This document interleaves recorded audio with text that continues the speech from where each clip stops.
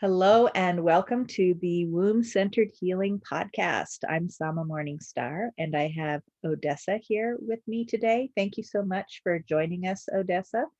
I would love for you to introduce yourself a bit more. I know we met on social media. I was inviting guests to come on and talk about the elements and womb wellness, and I'm really looking forward to hearing about your womb centered healing personal journey and how the elements play into that, and then we'll go from there.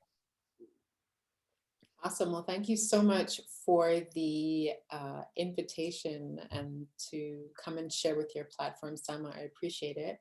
My name is Odessa. I call myself a womb wellness coach. My main focus right now is pregnancy preparation, and I work with women within their birthing years, really working on giving guidance around that, and women who also are dealing with hormonal imbalances, such as fibroids, PCOS, infertility, these kinds of things. My background is where I'm from Quebec, Canada.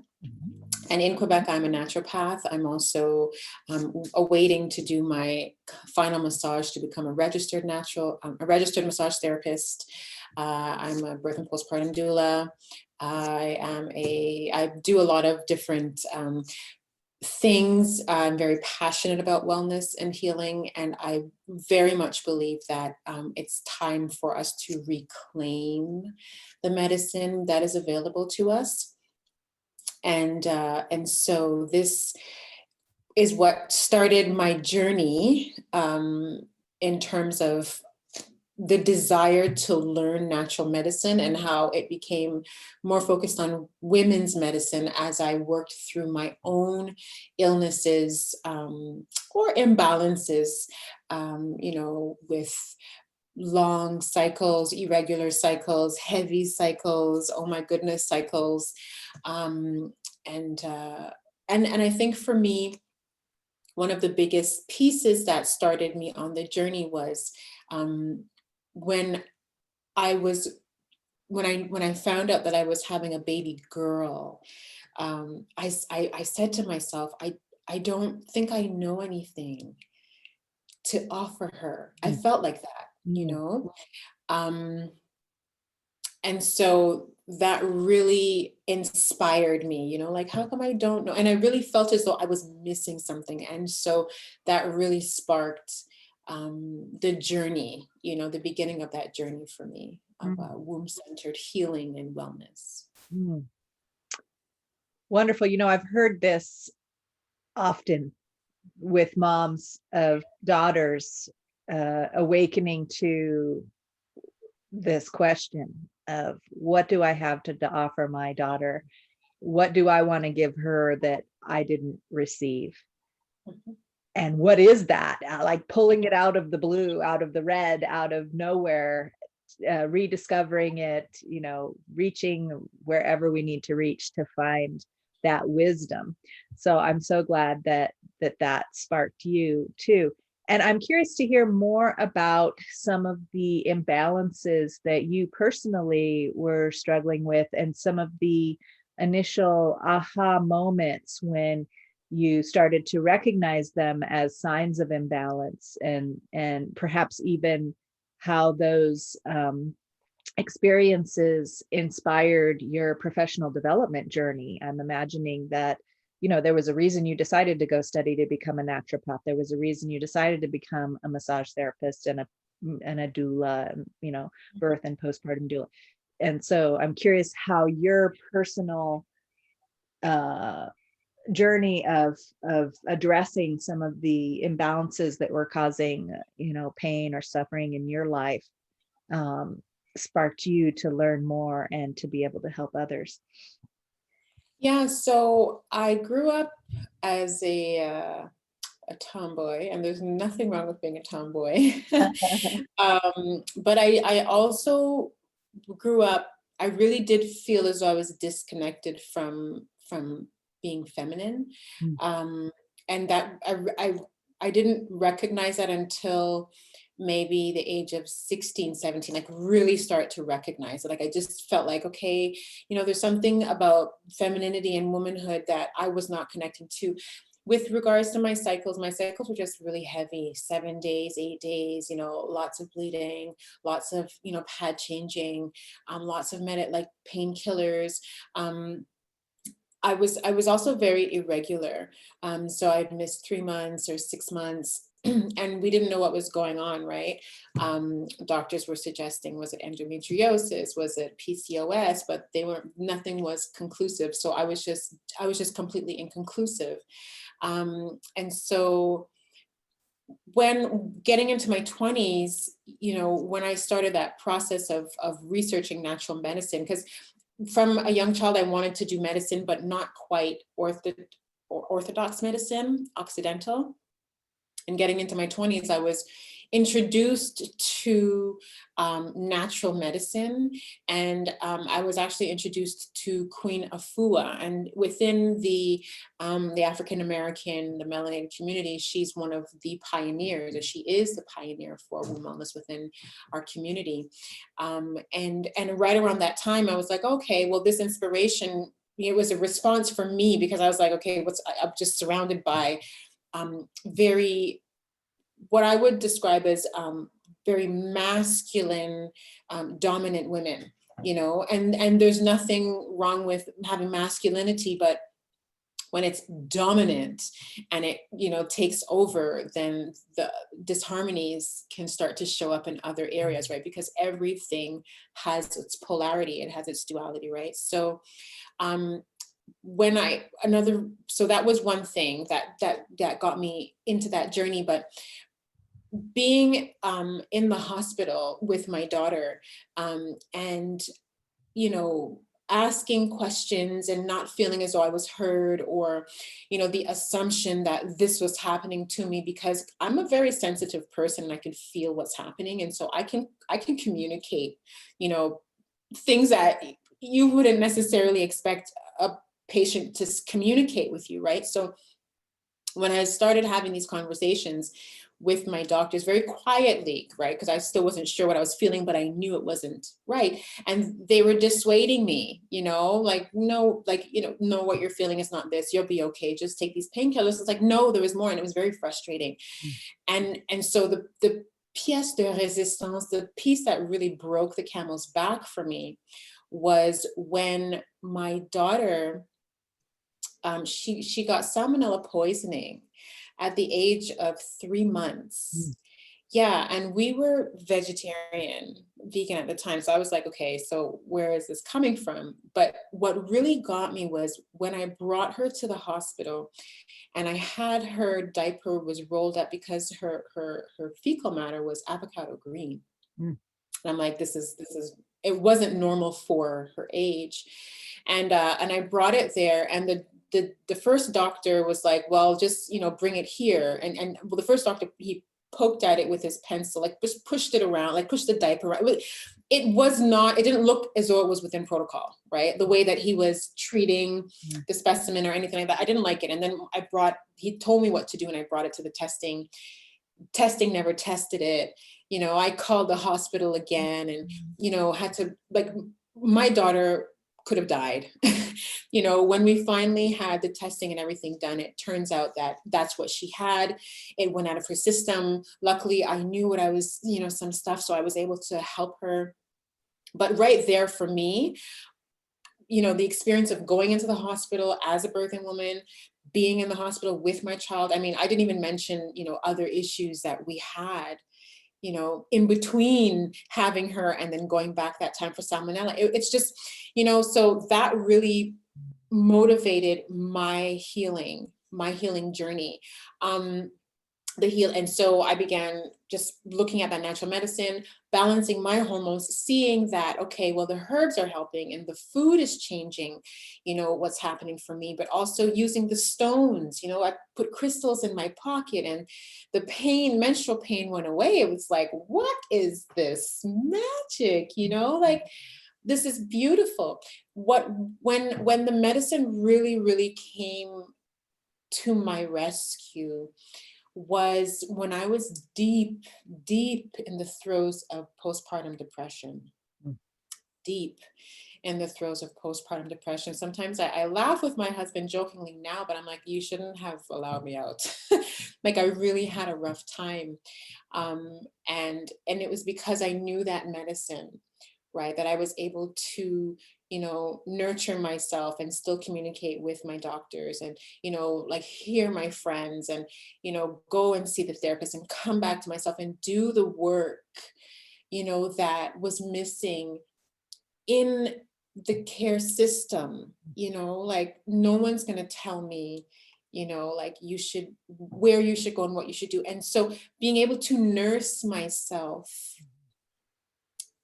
back to a state of equilibrium, you know what I mean? And really recognize, where I was to where I am now and really attribute my medicine that I've integrated and the medicine that I was gifted with and the passion that I have to learn and heal. It's like, no, we need to know how to do this, Mhm. because going into the hospitals, you do need crisis and trauma intervention sometimes, you know what I mean? We're not gonna, you know, let's call a spade, but if you're going to go into the hospitals, you need to know what's happening. You need to know how to communicate, Mhm. and know what to say and how to express, and how to fill in the gaps. So this is the basis of my work, of my womb-centered work. Yeah. Yeah, it sounds like, um, so it sounds to me what you shared is that you had an introduction to holistic wellness through your explorations with Queen Afua. Had you read her books? Did you take a training Yes. with her? Yes. I read her book. You read her book. Okay, so that already is an introduction to the spiritual aspects of womb wellness, as well as perhaps some of the herbs and using stones and um, Mhm. where that intersects. Was there any standout thing? You said the stones, so the earth element, the power of these potent minerals. Um, Yes. can you share with us a little bit more details about connecting with stones and how that works? I mean, I'm imagining that you learned more about this magic that you described of the stone in your pocket helping to alleviate your menstrual pain. I'm imagining you've learned more about how that works. Could you share a little bit about that for us? Most definitely. So I went on to learn crystal healing with a scientist, and the beauty was, hearing her talk about the grid shapes inside of the stones and how they help to entrain us. So we go through entropy where we as beings, we fluctuate up and down. And because the minerals, so crystals are made of minerals, right, over millennia, um, and the hardness of it, the way that they're created, they have geometric structures, and so it holds an energy, it holds a frequency. And so based off of the color, right, the length of time, the color, the location, that vibration holds a particular key, right, or a particular thought pattern or information that it conveys to us. Now, the beauty of us is that we're made of the same minerals, right? This is exactly like you mentioned, it's the earth, it's the minerals. And the body in and of itself is mostly minerals and liquid, minerals and water. So earth and water, right? So when we hold on to these crystals, when we keep them close to us, what happens is our frequency begins to entrain, it begins to align with the frequency that is stronger, that resonates, that resonates more consistently, right? And that would be what the crystals do.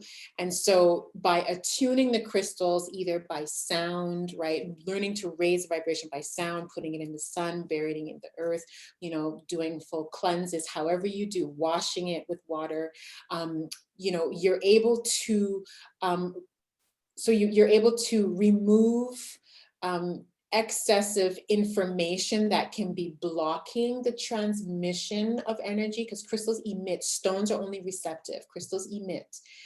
So you want to clear them so that you can receive, because we are like frequency bands. You know, you can tune into many different radio stations, or maybe you only listen to one. Maybe you can go AM, FM, right? So the stones help the physical body.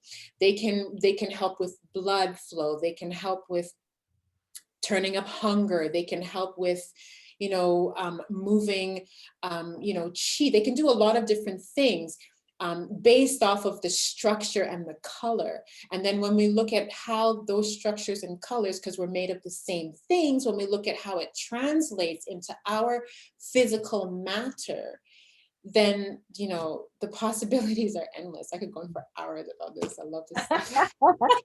Okay. So that earth element really grabbed you at the beginning from that. Yes. That's what I heard and what you shared earlier, is that you put that stone in your pocket and suddenly your menstrual pain was diminished or gone.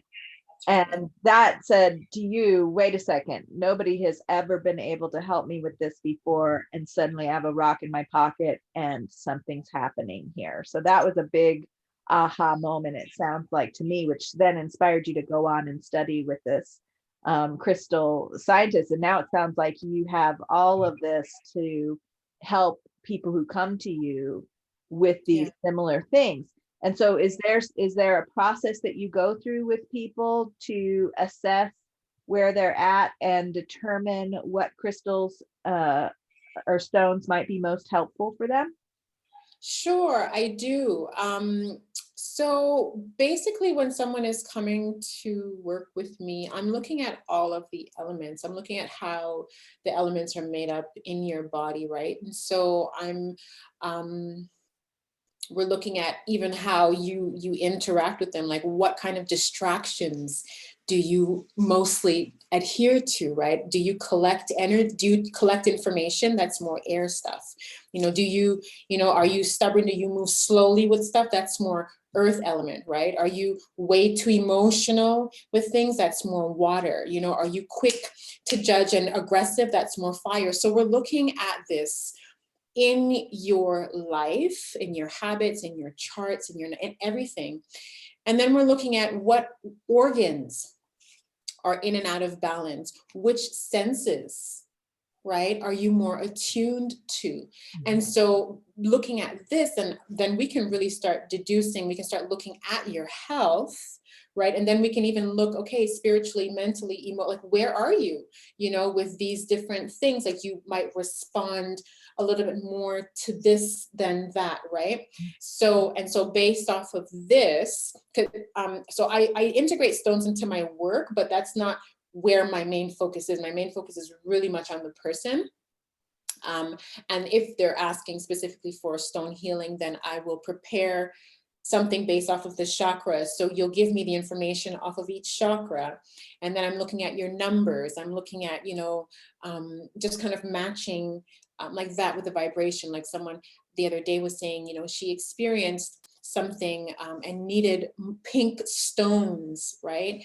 And so I go off of, based off of what you're saying and what your needs are, but then what your body is actually asking for as well. So with all of this information, you just kind of distill it, into a set for them, or into, the medicine that they would need, or maybe what you actually need is more hydrotherapy, or more physical movement, or more maybe you need to smoke out or smell aromas, right? So just kind of playing around.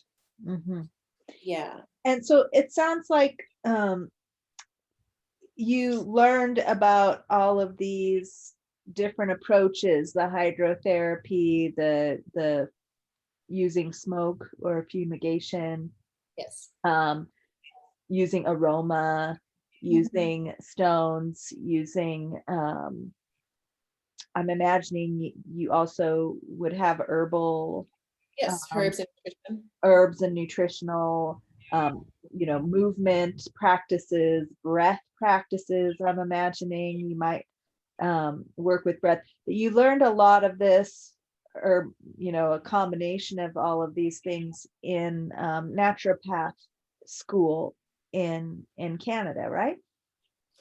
Yes and no, actually. So I'm a little bit different. Mm. Um, so what I find a lot of the programs do is they kind of take like the core pieces and they put together and they offer it as the program. Whereas I've more pursued the independent programs.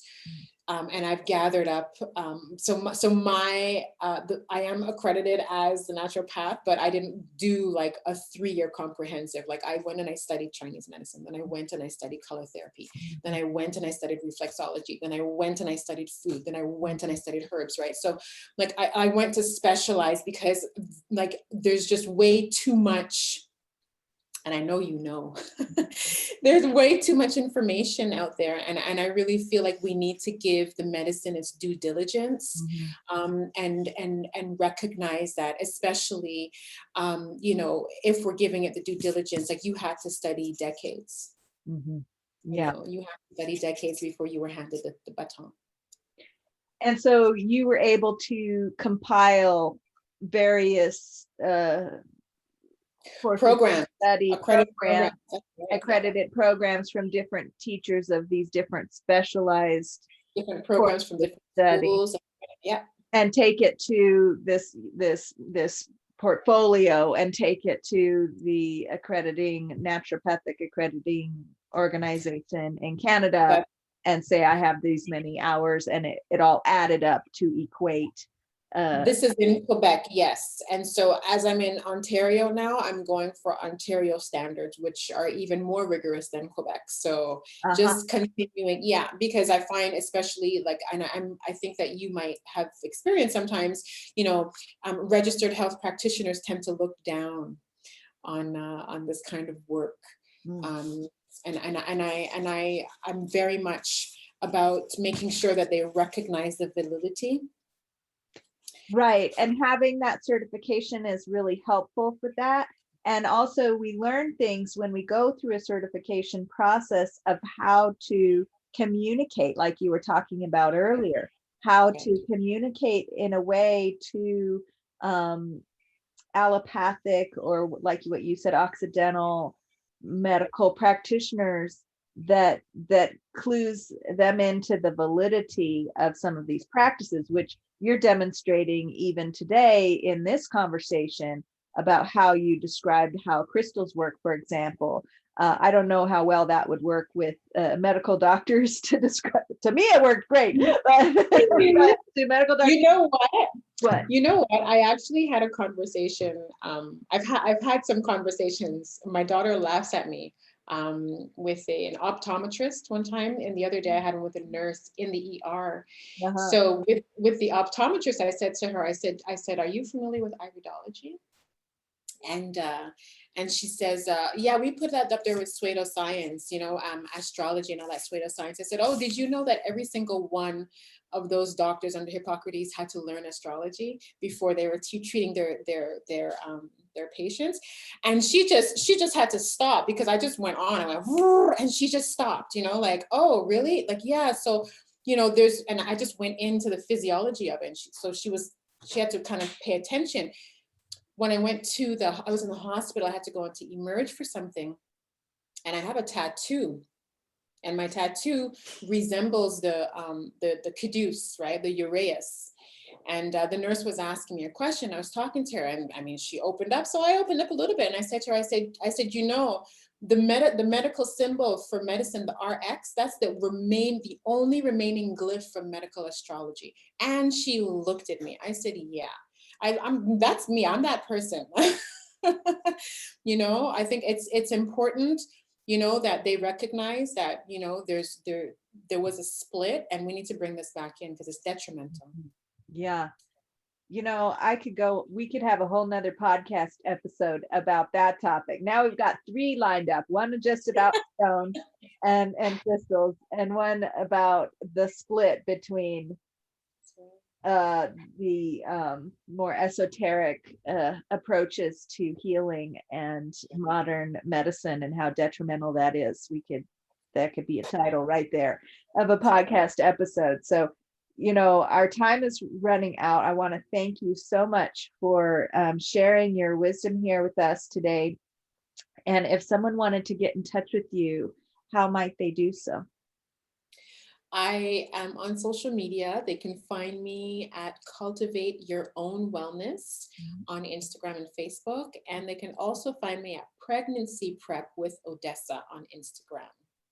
Beautiful. Such a potent service. And just, I'm imagining that all of this you were creating out of what you might not have had when you first got pregnant and you felt the need for, and that others may be feeling the need for it as well. And so I just want to thank you for feeling that need, responding to that call, and offering this service. Are there any last words of wisdom you'd like to share before we complete? I would just encourage women, people, but specifically womb carriers, to really trust, trust your body, trust your instinct, and really, rely on that, learn to rely on that, because there's way more truth and self-authentication and affirmation that comes with relying on your temple, your body, and the sacredness of the messages that it offers you. Thank you so much for articulating that so beautifully. And listeners know as well that if you want to learn more about the Womb-Centered Healing Temple and subscribe to the newsletter, you'll be getting announcements about perhaps these new next upcoming podcasts with Odessa, as well as all the other podcast episodes. You can go to wombcenteredhealing.com and subscribe there. Hope to see you soon. That's all for now. Take good care.